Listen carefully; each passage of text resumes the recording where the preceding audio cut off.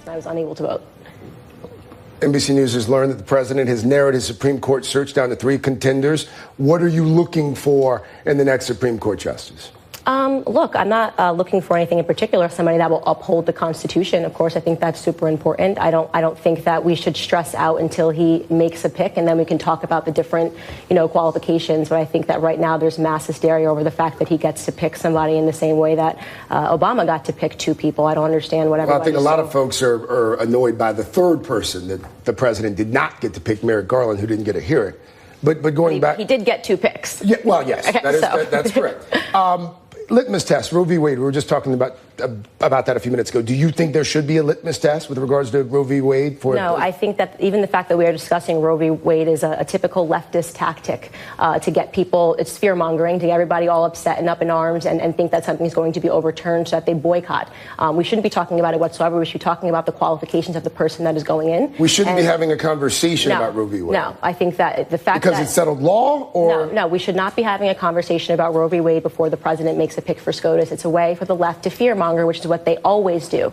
They want people to be scared as if somehow all of their rights are going to be violated because Donald Trump gets a Supreme Court pick, and that's just not true. But it's not just people on the left who are doing this fear mongering. There are people who are no. There definitely is. I have friends and talk to lots of people who aren't on the left, and there are people who are legitimately concerned about the next Supreme Court justice being able to upend some 45 years of settled law in this country. And you're saying you don't. Name your friends, please. Well, I don't think. I mean, CNN. No. Well, I think you and I both know that wouldn't necessarily be my friend. But I mean, to say that the entire left or the entire right is doing something, I don't know.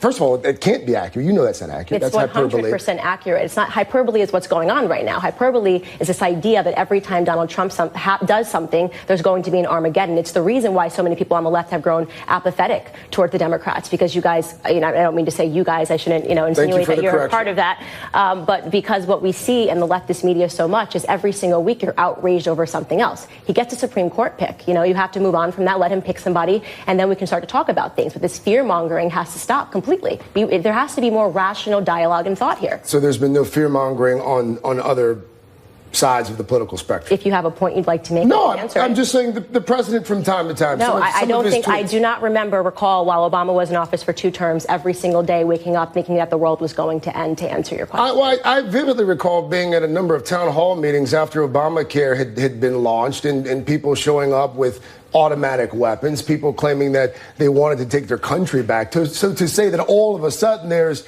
the left is up in arms. I mean, the right was up in arms for a while as well. You would concede. About Obamacare, yes, that's something. Well, about the president in general, about the fact that he wasn't born in this country, that he was a secret Muslim. I mean, there are fringes. Are you suggesting that there has been this much outrage? The outrage that we are seeing towards every single thing that Donald Trump does, that his daughter does, that his family does, was the same thing that we experienced when Obama was in office? I can't speak for everyone. That's a question. I'm asking you to objectively say, right, that you think that there was this much outrage when Obama was in office for 2 terms. The beauty about doing what I do for a living is that I get to ask the questions. Right. I don't necessarily have to answer. I'll take that as an answer. No, it's not an answer. I think that is one. One of the things that a lot of folks have been up in arms about, specifically here, Scott Pruitt, the EPA administrator. You are quite familiar, I'm sure, with a number of his scandals, some alleged, some confirmed, 15 current investigations as it relates to Scott Pruitt, spending and management practices. I think we've got a partial list we can put up on the screen here, a partial list of his scandals. This is Scott Pruitt, of course, former attorney general there in Oklahoma. And we've tried to condense it to one screen here. And there continues to be this bizarre story about trying to secure a used mattress as well from a Trump Tower hotel. Do you think that Scott Pruitt should remain EPA chief? I think that I should remain focused on things that matter. This is not going to impact midterms. It's not going to impact Trump for support. It's a sidebar and something that has gotten way too much coverage with all of the things that are going on right now in the station. Now, wait a minute. But you can appreciate how a president who vowed to drain the swamp might receive some legitimate criticism from journalists and just the citizenry at large. Absolutely, I can because the guy that, but I don't have to add to the dialogue. I don't have to pretend that this is something that is a pressing issue that we need to discuss 24 hours, wall-to-wall coverage on any network, and I choose not to.